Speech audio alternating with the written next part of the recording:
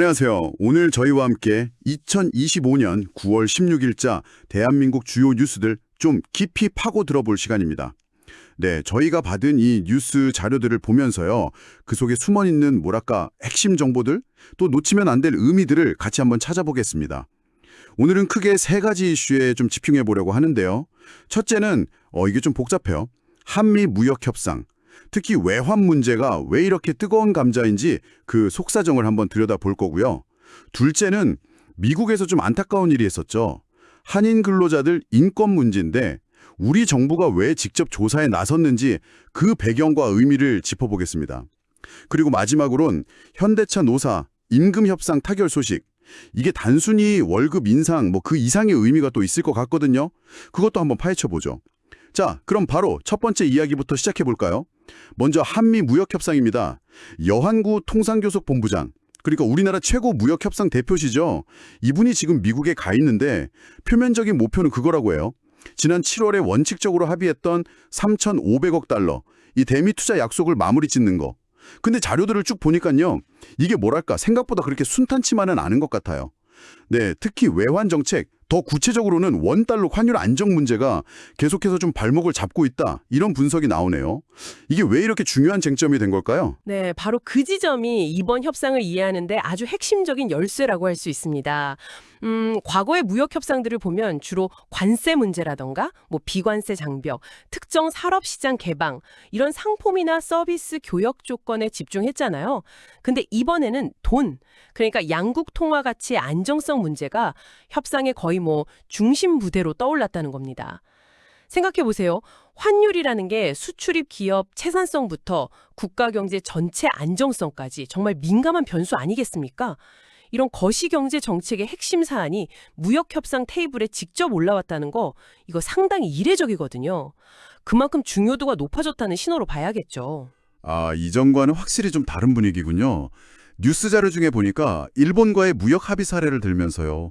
한국 외환 시장 유동성이나 원화 거래의 국제적인 기반, 이게 일본 엔화보다는 좀 약하다 이런 평가가 있더라고요. 이게 구체적으로 협상에서 어떤 불리함이나 쟁점으로 작용한다는 걸까요? 좀 더 쉽게 풀어주시면 좋겠습니다. 네, 아주 중요한 포인트를 짚어주셨어요. 쉽게 말하면요. 국제금융시장에서 원화를 사고 파는 거래량, 시장의 깊이, 또 원화가 국제 결제나 투자 목적으로 얼마나 널리 쓰이냐, 이런 걸 따져보면요. 아직은 엔화 위상에는 좀 못 미친다. 이게 현실적인 평가인 거죠. 엔화는 아시다시피 세계 3대 통화 중 하나고 외환시장 거래량도 엄청나고 그만큼 가격 발견 기능이나 충격 흡수 능력도 뛰어나죠. 근데 원화는 아직 그 정도는 아니니까 외부 충격, 예를 들어 국제 유가가 갑자기 뛴다거나 글로벌 금융위기가 온다거나 환율 변동성이 훨씬 더 커질 수 있다 이런 우려가 있는 겁니다. 아, 그러니까 시장 규모가 작고 기반이 약하면 외부 요인에 더 쉽게 흔들릴 수 있다. 이런 말씀이시네요. 좋습니다. 바로 그거죠. 미국 입장에서는 한국과의 대규모 투자나 무역 관계를 생각할 때 이런 환율의 잠재적인 변동성이 좀 불안한 요인이 될 수 있는 거죠. 그래서 이번 협상에서 환율 안정성에 대해서 한국 측이 좀 더 명확한 약속을 하던지 아니면 환율이 급변할 때 시장 개입을 어떻게 할 건지 그 투명성을 높이는 그런 제도적 장치를 요구할 가능성이 커지는 겁니다. 예를 들면 어떤 상황이 생기면 외환 당국이 어떤 방식으로 어느 정도 수준까지 개입할지 미리 합의하자 이런 식의 요구가 나올 수도 있다는 거죠. 와, 상당히 구체적인 요구가 나올 수도 있겠군요. 대통령실에서는 국가 이익을 손상시키는 조항은 절대 수용 불가, 이 원칙을 다시 한번 강조했다고 하는데요. 여기서 말하는 국가 이익을 손상시키는 조항, 이게 구체적으로 어떤 시나리오를 생각하고 있는 걸까요? 물론 정부가 구체적인 내용을 밝히진 않았습니다만 충분히 예상은 해볼 수 있습니다. 가장 우려되는 시나리오는 역시 우리 정부의 독자적인 외환정책 결정 권한, 그러니까 통화 주권을 너무 과도하게 제약하는 그런 요구들입니다. 예를 들어서 특정 수준 밑으로 원화 가치가 떨어지는 걸 용인하지 말라거나 반대로 특정 수준 이상으로 원화 가치가 오르는 걸 막아야 한다. 이런 식으로 사실상 환율 타겟팅을 강제하는 조항 같은 거요. 또는 외환 보이고 운용 방식에 제한을 둔다거나 외환 시장에 개입할 때 미국 측하고 미리 협의를 거쳐라. 이런 절차적인 제약을 거는 요구도 생각해 볼 수 있겠죠. 그런 요구들은 정말 받아들이기 어렵겠는데요. 경제 상황에 맞춰서 유연하게 움직여야 하는데 중앙은행의 효과를 사실상 묶어버리는 거니까요. 바로 그 점입니다. 그런 조항들은 평상시에는 뭐 괜찮을지 몰라도 예기치 못한 경제 위기가 딱 닥쳤을 때 우리의 정책적인 대응 능력을 심각하게 떨어뜨릴 수 있거든요. 이건 뭐 운전하는데 핸들이나 브레이크 조작에 제약을 거는 거랑 비슷하다고 봐야죠. 따라서 단순히 뭐 투자 유치나 수출 증대 이런 눈앞의 이익만 보고 섣불리 타협할 수는 없는 정말 국가 경제에 근간하고 관련된 문제라고 봐야 합니다. 정부가 수용불가 방침을 명확히 하는 것도 다 이런 배경에서 이해해야 할 것 같아요. 결국 이번 협상은 상품 교역을 넘어서 통화정책이라는 더 깊은 레벨에서의 어떤 힘겨루기 양상, 이걸 띠고 있다고 볼 수 있겠습니다. 네, 무역협상의 판도가 이렇게 바뀌고 있다는 점 주목해서 봐야겠습니다. 자, 그럼 이제 시선을 좀 미국으로 돌려보죠. 미국 조지아주에서 일어난 한인 근로자 관련 소식인데요. 현재 배터리 공장 건설 현장이 있는데 거기서 일하던 한국인 근로자 300명 이상이 최근에 이민 단속 과정에서 체포되고 또 단기간 구금되는 일이 발생했답니다. 여기에 대해서 한국 정부가 인권 침해 여부를 조사하겠다 이렇게 나섰다는 내용입니다. 여기서 정말 주목해야 할 부분은 네, 바로 정부 조사의 초점인 것 같습니다. 자료를 보면요, 정부가 단순히 이분들이 뭐 비자 문제나 이민법 위반으로 단속됐다, 이 사실 자체보다는요, 체포하고 구금하는 과정에서 적법한 절차가 지켜졌는지, 또 비인도적인 처우는 없었는지, 변호사 접견권이나 영사통보권 같은 기본적인 권리가 제대로 보장됐는지, 이런 인권 문제에 딱 집중하고 있다는 점입니다. 이건 상당히 중요한 변화 신호일 수 있어요. 과거의 비슷한 사례들을 보면 불법 체류 문제 자체에 초점이 맞춰졌다면 이번에는 국가가 자국민의 기본적인 인권을 보호해야 한다, 이 책무를 전면에 내세우고 있는 거죠. 그렇군요. 단순히 법 위반이냐 아니냐를 넘어서 그 과정에서의 대우의 문제를 제기하는 거네요. 소식통에 따르면 이 근로자들 중 상당수는 이미 한국으로 돌아온 상태고 이분들과 가족들 그리고 여론의 관심이 아주 높은 상황이라고 합니다. 정부가 관련 기업들하고도 협력해서 조사를 한다고 하는데 구체적으로 어떤 인권 침해 가능성들이 좀 제기되고 있는 걸까요? 혹시 자료에 좀 더 구체적인 내용이 있었나요? 직접적인 증언이나 뭐 구체적인 침해 사례가 명시된 건 아니지만 일반적으로 이런 상황에서 제기될 수 있는 문제들을 좀 유추해 볼 수는 있습니다. 예를 들면 체포 과정에서 너무 과도하게 물리력을 사용했는지, 또 통역 서비스가 제공되지 않아서 의사소통이 어려웠다든지, 구금시설 환경이 너무 열악했다든지, 적시에 영사관에 연락할 권리를 보장받지 못했다든지, 이런 것들이 문제가 될 수 있겠죠. 특히 뭐 말이 잘 안 통하는 외국에서 갑자기 구금되면 자신의 권리가 뭔지도 제대로 모르고 불이익을 당하기 쉽거든요. 정부 조사는 아마 이런 부분들을 집중적으로 확인할 것으로 보입니다.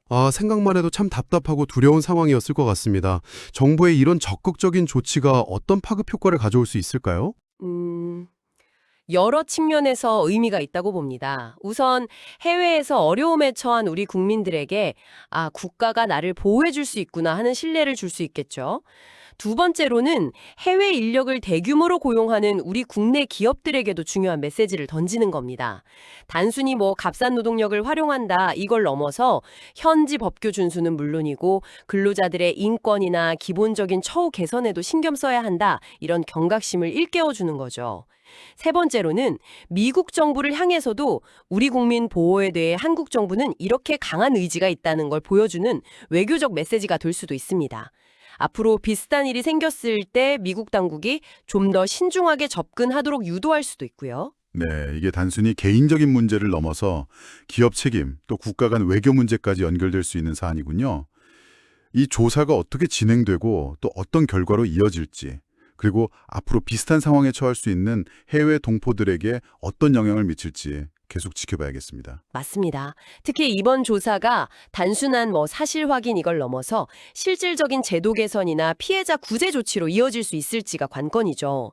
예를 들어서 관련 기업에 대해서 시정 요구를 한다든지, 미국 정부와 영사 협정을 좀 더 강화하는 논의를 한다든지, 혹은 해외 파견 근로자 보호를 위한 법적 장치를 마련한다든지, 이런 쪽으로 나아갈 수 있다면 더욱 의미가 있겠죠.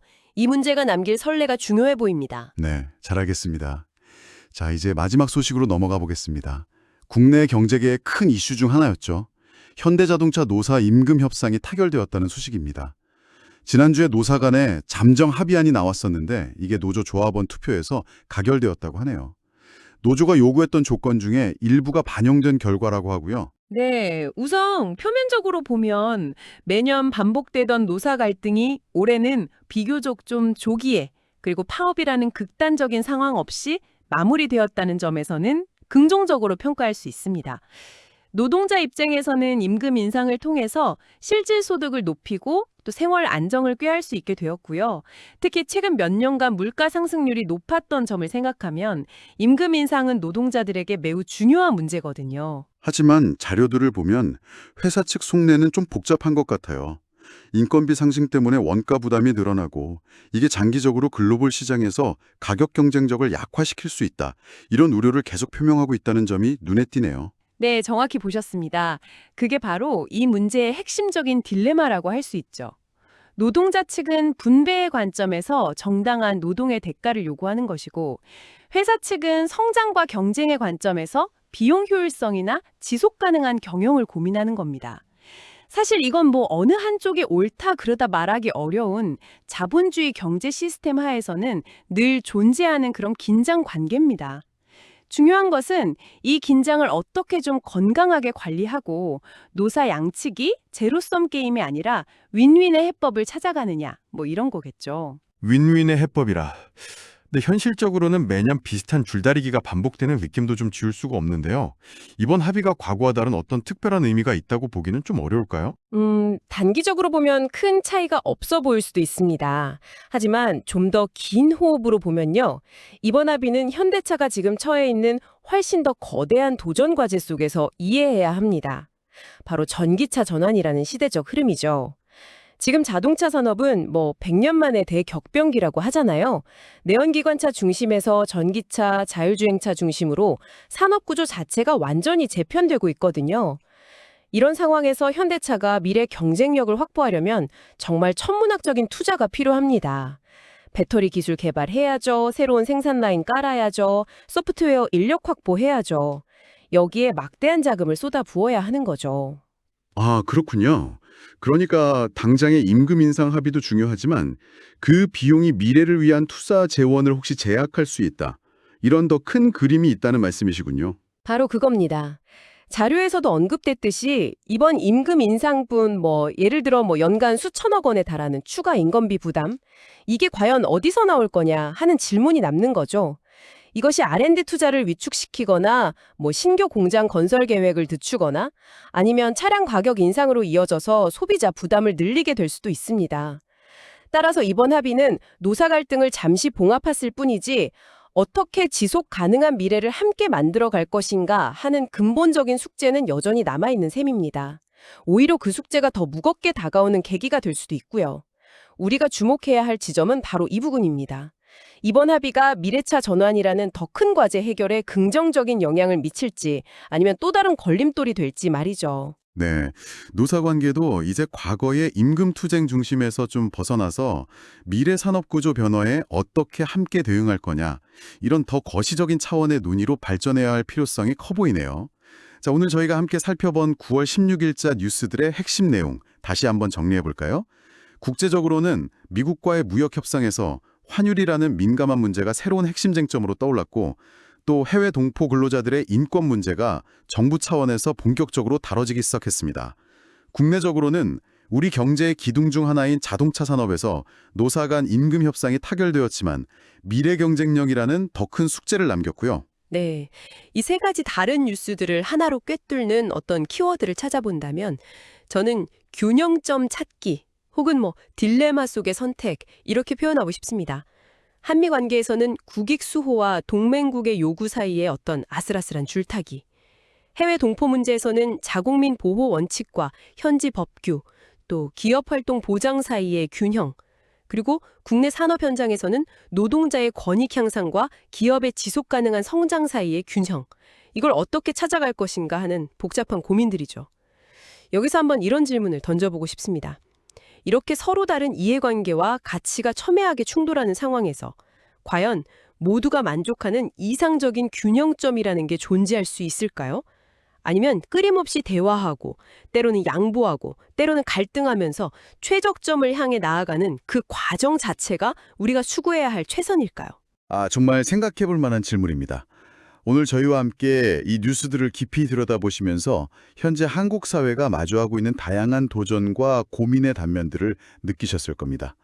앞으로 한미 무역 협상이 우리 경제에 어떤 영향을 미치게 될지, 또 해외 동포 문제에 대한 우리 사회의 관심과 역할은 어떻게 변화할지, 그리고 주요 산업의 노사 관계는 어떤 방향으로 나아가야 할지, 이런 부분들은 앞으로도 계속해서 관심을 가지고 지켜봐야 할 중요한 사안들입니다.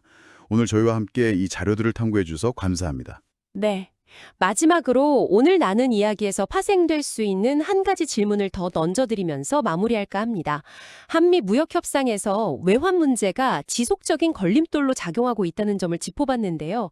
이게 단순히 이번 협상만의 문제가 아니라 앞으로 다가올 새로운 국제 경제 질서, 예를 들면 디지털 화폐, CBDC 논의라든지 미중 갈등 심화 같은 변화 속에서 한국의 통화 주권과 경제적 입지를 어떻게 지켜나갈 것인가 하는 더 근본적인 질문하고 연결될 수 있거든요.